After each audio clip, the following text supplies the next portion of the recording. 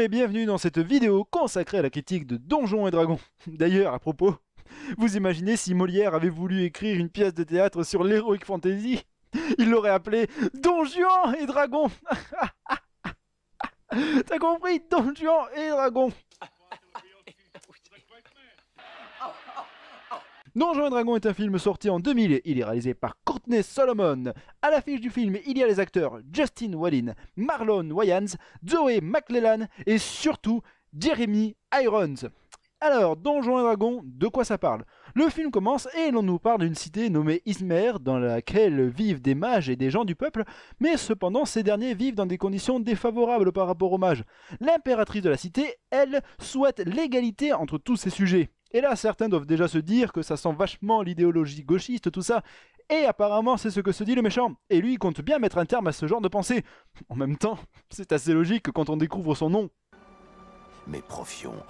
Oui, le mec s'appelle Profion. Sans mal qu'il soit opposé à une doctrine socialiste. C'est comme s'il s'était appelé Pro-Copé ou Pro-Sarkozy. Ah, je sais que tu as envie de rire. Merci. Une fois cette exposition passée, on retrouve le méchant qui a l'air super à fond sur une sorte de sceptre, qui est d'ailleurs traduit dans le film en version française par Libère-toi, bâton, libère-toi des forces qui t'emprisonnent. voilà. Et on découvre aussi son bras droit. Et là, je vous demande de bien vous accrocher, car de tous les méchants au design improbable, celui-ci remporte une palme.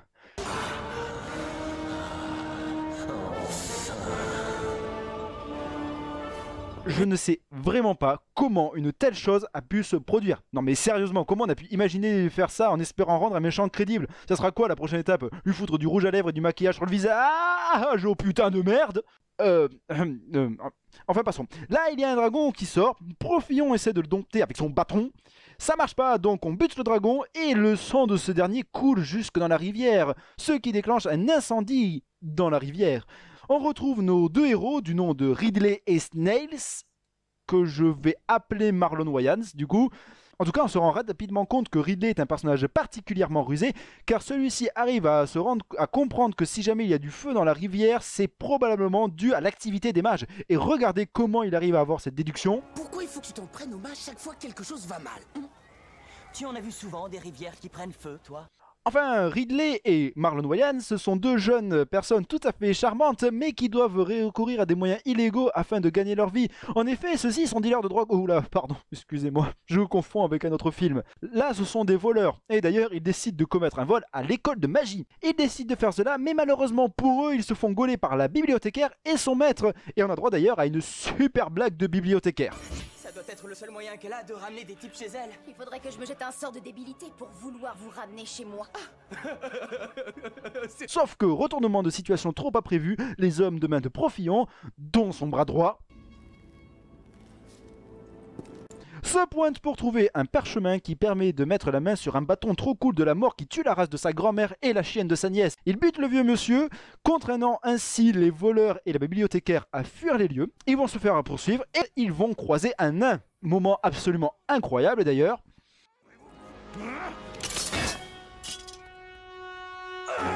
On va comprendre par la suite qu'en fait Profion est un traître et qu'il veut renverser l'impératrice, notamment grâce à ce bâton qui permet de contrôler des dragons rouges. Ainsi nos amis vont décider de s'unir afin de contrer les plans du méchant après quelques réticences assez farouches de la part de Marlon Wayans.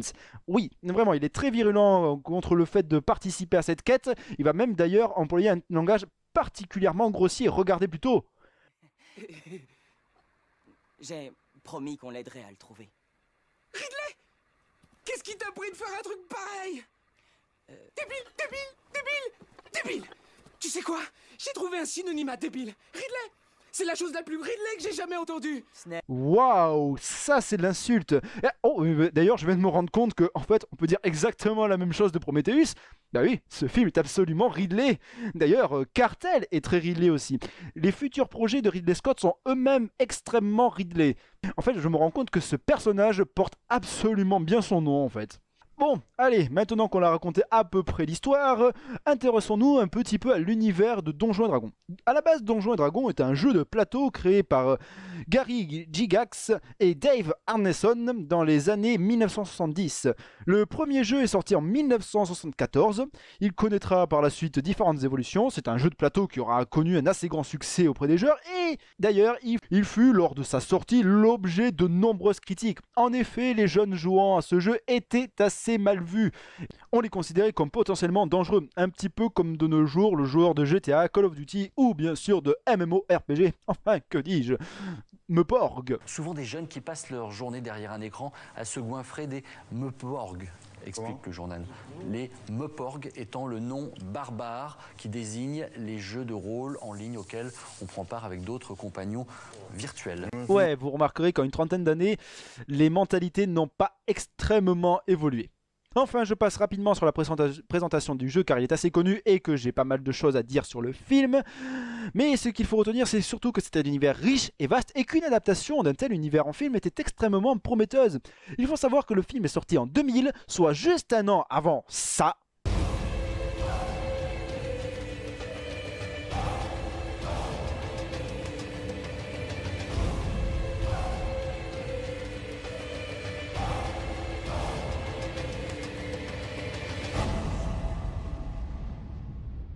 Et que théoriquement c'était censé faire concurrence à cette saga. Et normalement, toute personne ayant vu les deux œuvres est censée avoir cette réaction face à cette information. Pardon.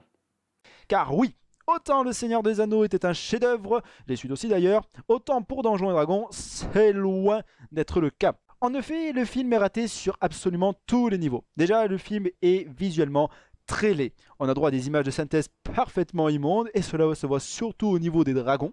Je pense d'ailleurs que cet extrait devrait arriver à vous convaincre.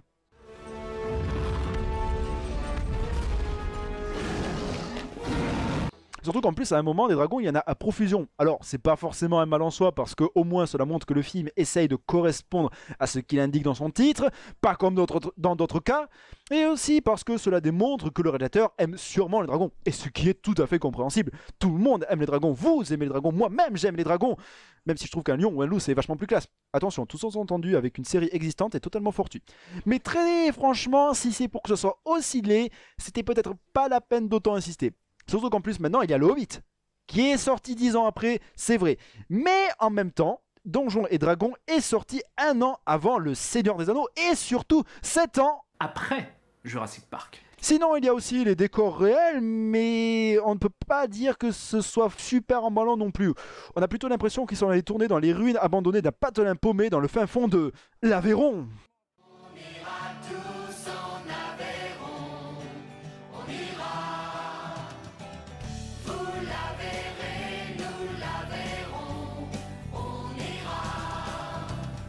Bienvenue chez nous en Aveyron, l'Aveyron, pays d'émotion. Et évidemment, ne vous attendez pas à avoir une quelconque souffle épique ou des batailles dantesques durant le film. Ah non, là, il va falloir revoir toutes vos exigences à la baisse. Mais il est vrai que le film n'a pas bénéficié de moyens impressionnants.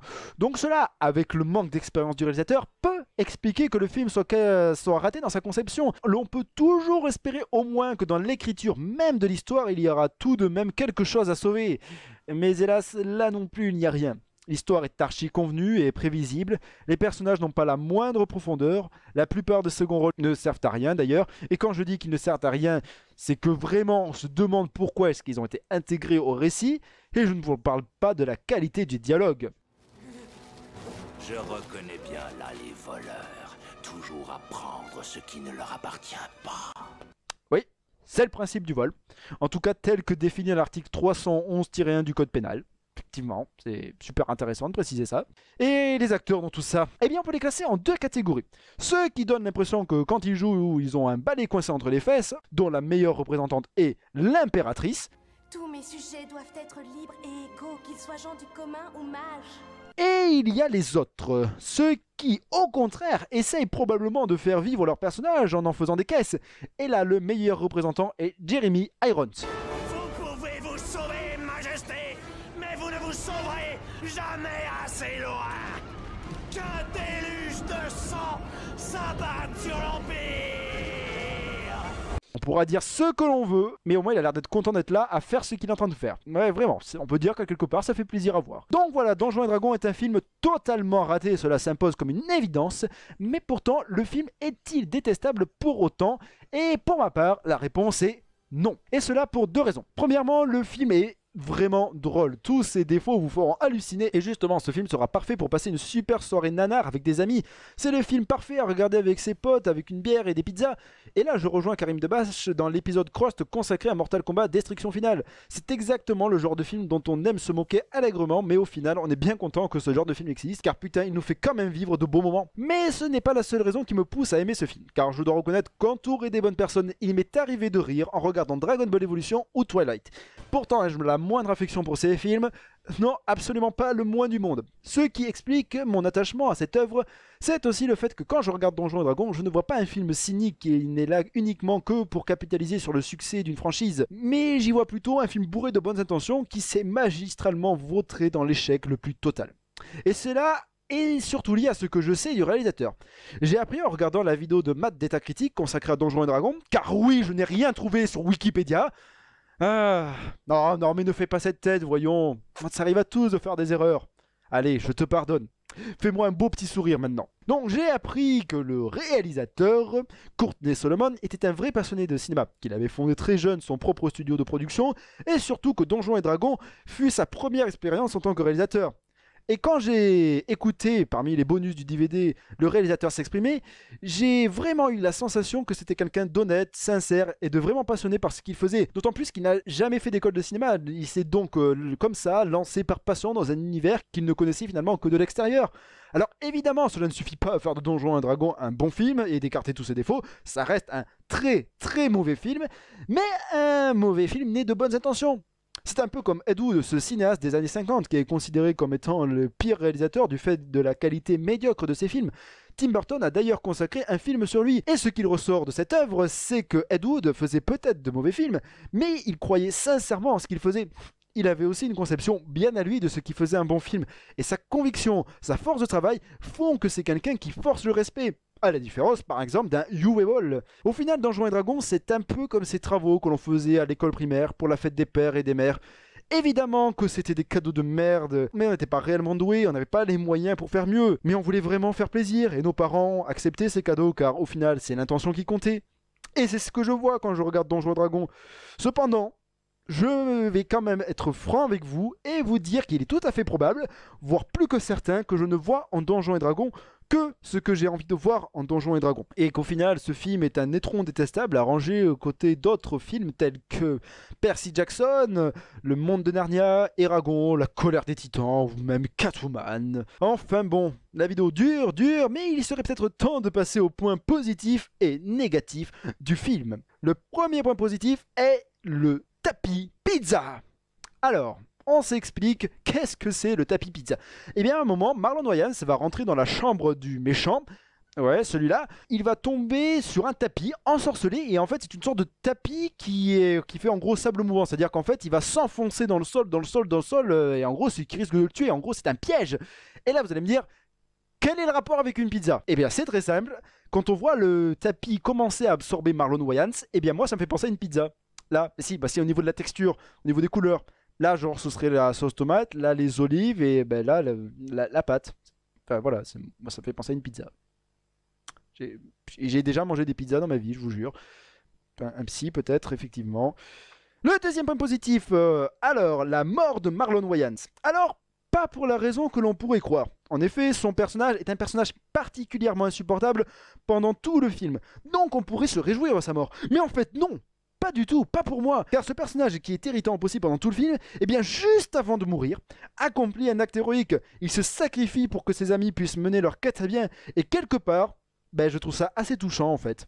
D'ailleurs, regardez cette séquence avec la caméra qui tourne au-dessus de son cadavre, ce qui renforce la dramaturgie de la situation. Ne me dites pas que ça vous laisse de marbre, voyons. Non, vraiment. Même la réaction de son ami...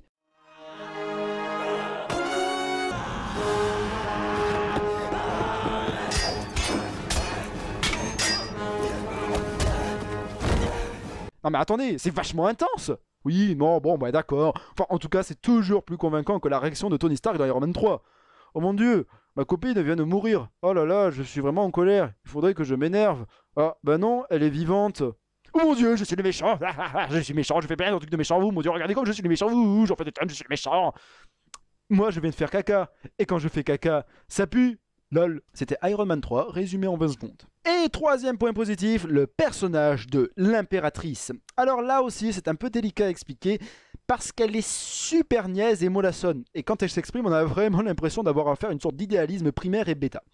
Mais justement, tous ces défauts arrivent à renforcer l'attachement pour le personnage, car au final, ce qu'elle cherche à défendre est totalement louable et juste, mais malheureusement, elle doit faire face à des grands méchants tout pas gentils qui la discréditent sans arrêt, et du coup, c'est vraiment dur pour elle de se faire entendre, mais pourtant cherche quand même à s'affirmer. Alors on compatit et on a envie de la soutenir. En plus, c'est un personnage qui me fait pas mal penser à Daenerys dans Game of Thrones. Elles ont vachement de points communs, ce sont des femmes qui cherchent à affirmer leur autorité en invoquant que c'est à elles que revient le pouvoir et n'hésiteront pas à entrer en guerre afin de le préserver ou de l'acquérir, mais cherchent aussi à supprimer l'asservissement des hommes et des femmes du peuple en faisant des citoyens égaux. En plus, elles ont pour animal fétiche un dragon et surtout, elles ont toutes les deux dans leur regard cette lueur qui donne l'impression qu'elles sont sous l'emprise d'une substance illicite. Après, elles sont pas identiques non plus. Il y a 3 points principaux selon moi qui les distinguent. En premier, les cheveux. En deuxième, l'entourage, car l'impératrice a eu la chance de ne pas avoir un frère détestable, mais en même temps n'a pas eu la chance d'avoir une armée dévouée et prête à mourir pour elle, un mari badass et barbare et perdu d'amour, et surtout un bras droit qui pète, que dis-je, qui chie la classe. Et en troisième point, il y a quelques traits de caractère qui les distinguent, car oui, c'est vrai que Daenerys est vachement moins creuse et niaise, mais vachement moins modeste aussi. Non, parce que Daenerys, côté modestie, ça se pose là quand même. Non, mais tu vois, moi déjà, je suis la reine légitime. En plus, je crains même pas le feu. Genre, ça me brûle pas, tu vois. En plus, mes enfants, ce sont des dragons. Pas ce genre de truc avec 4 membres, un pénis ou un vagin. Mais moi, ils ont des ailes, des écailles et ils crachent du feu. En plus, moi, j'ai tout un peuple qui me considère comme sa mère. Swag. Enfin d'ailleurs, sur ce dernier point, je ne la ramènerai pas trop, parce que franchement, être vénéré par un peuple qui pousse le cri de Jar Jar Binks, je suis pas sûr que ce soit si classe que ça en fait.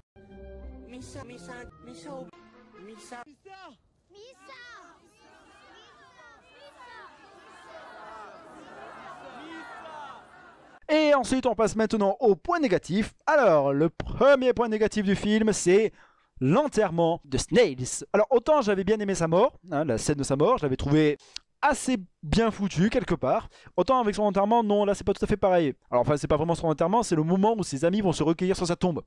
Sa tombe c'est 3 cailloux. Alors juste foutu 3 cailloux. Putain merde, c'est comme ça que vous rendez hommage à votre ami. Surtout qu'en plus, bon, le mec il vient de sauver le monde, il est reconnu par l'impératrice, il a dû gagner de l'argent. Qu'est-ce que t'as fait de l'argent que t'as gagné? Ah si, il y a effectivement un truc qui a changé. Il s'est acheté une nouvelle veste. Plutôt que de faire construire une pierre tombale pour ton ami. Oh mon dieu, t'es un vrai salaud, tu me dégoûtes. Deuxième point négatif, l'elfe. Alors, déjà, juste regardez le look de l'elfe du film. Voilà, alors on va comparer avec un elfe du Seigneur des Anneaux, il n'y a pas un truc qui vous choque là. Hein, si, là, sur son visage. Elle a les cheveux courts. Vous avez vu ses cheveux? Quoi, qu'est-ce qu'il y a? Ne me dites pas que vous vous attendiez à ce que je fasse une remarque sur sa couleur de peau quand même. Non mais, c'est quand même pas du tout mon genre d'humour. N'importe quoi. Enfin voilà, mais surtout il faut savoir que même dans le Seigneur des Anneaux, déjà de base j'aime pas trop les elfes. Je les trouve personnellement trop snobs, ils font vachement trop cul serré, hautain, tout ça. Et bien là c'est encore pire, elle est encore plus hautaine et ça me gonfle. Surtout pour une elfe qui, je le rappelle, a la peau noire, les cheveux courts. Je voulais dire les cheveux courts, non, c'est vous qui m'avez embrouillé tout à l'heure, je voulais dire les cheveux courts, d'accord? Pas d'amalgame, quoi que ce soit, les cheveux courts, ok? Non, hein, allez, on passe au troisième point négatif. Alors, le troisième point négatif est un peu spécial, parce que c'est un peu technique, mais c'est selon moi ce qui illustre le mieux le côté archi convenu du film. Bon, c'est le passage où les héros vont se faire capturer par les méchants. Alors, c'est quelque chose que l'on voit souvent dans les films d'action, d'aventure, thriller, le fait que le personnage central soit en prise avec ses ennemis, soit dans une situation délicate. C'est le principe même d'un film d'avoir des péripéties afin de maintenir l'intérêt du spectateur. Et donc le fait que le héros à un moment se fasse capturer par les méchants, jusque-là il n'y a pas de souci. Et évidemment pour que l'intrigue continue, il va bien falloir qu'il se libère. Mais pour réussir ce moment où justement le héros va s'en sortir, pour moi il faut respecter 2 règles. Le côté à la fois surprenant, c'est-à-dire qu'on ne le voit pas forcément venir à 3 km avant, et le côté plausible, oui, parce qu'il ne faut pas non plus que ce soit complètement tiré par les cheveux, complètement abracadabrantesque, et donc justement c'est ce mélange entre les deux qui fait que c'est assez délicat à réaliser finalement comme scène. Par exemple, on va prendre un truc tout con, le premier film Blade. Dans ce film, Blade va se faire capturer par le méchant, lui et la fille qui l'accompagne. Bon, situation délicate, il va falloir qu'il s'en sorte. Comment s'en sort-il? On se rend compte à un moment qu'il avait un mini écouteur dans son oreille. Whistler, un autre personnage du film, donc fait son apparition. Là voilà, donc il y a le côté à la fois surprenant parce qu'on n'avait pas vu l'écouteur. Whistler arrive en plus avec une putain de réplique cinglante. En plus, c'est hyper cool le passage où il apparaît. Et en même temps, c'est pas complètement tiré par les cheveux parce que c'était quand même un personnage qui était présent dans l'intrigue. La raison pour laquelle il arrive, c'est parce qu'en fait, il suivait Blade depuis le début, même si on n'était pas au courant. Donc, c'est assez logique, plausible. Ok, ce genre de scène, c'est réussi, j'ai rien à dire. Par contre, dans Donjons & Dragons, c'est un petit peu plus particulier. Les gentils vont se faire capturer. Donc là, le problème, le gentil va devoir remettre le bâton magique au méchant. Bon, ben voilà, donc le méchant va partir avec. Et qu'est-ce qui va se passer pour que les gentils puissent se libérer? Absolument rien. C'est-à-dire que les gentils, tout d'un coup, vont se dire « Ah ben oui, c'est vrai, en fait, on est capable de se battre. » C'est-à-dire que les gentils vont se délivrer eux-mêmes sans qu'il y ait eu forcément un truc extérieur qui soit arrivé. Donc, effectivement, on ne s'attendait pas forcément. Par contre, ouais, il y a un tout petit souci, c'est pourquoi est-ce que les gentils se sont fait capturer s'ils étaient capables de défoncer les méchants? Et pourquoi est-ce qu'ils ont attendu vraiment le tout dernier moment où le méchant principal allait partir pour pouvoir se libérer? Voilà, il n'y a vraiment aucune raison qui le justifie. Donc voilà, je sais que c'est complètement con, mais en fait, cette scène, pour moi, illustre le mieux le côté complètement convenu du film, en fait. Il y avait aussi la scène, d'ailleurs, repompée d'Indiana Jones, mais là, j'ai vraiment l'impression que les scénaristes se sont simplement dit « Bon, bah, il faut que les gentils se fassent capturer un moment par les méchants, ouais, bah, il faudrait qu'ils se libèrent aussi.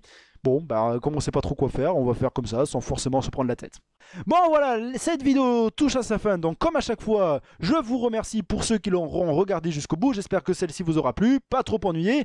Je vous incite aussi à aller regarder le site En Rembobine, sur lequel vous pourrez retrouver cette vidéo, mais aussi plein d'autres critiques. Je vous souhaite donc une bonne journée à tous ou une bonne soirée. Merci d'avoir regardé la vidéo jusqu'au bout. Au revoir, portez-vous bien et rendez-vous pour une prochaine critique.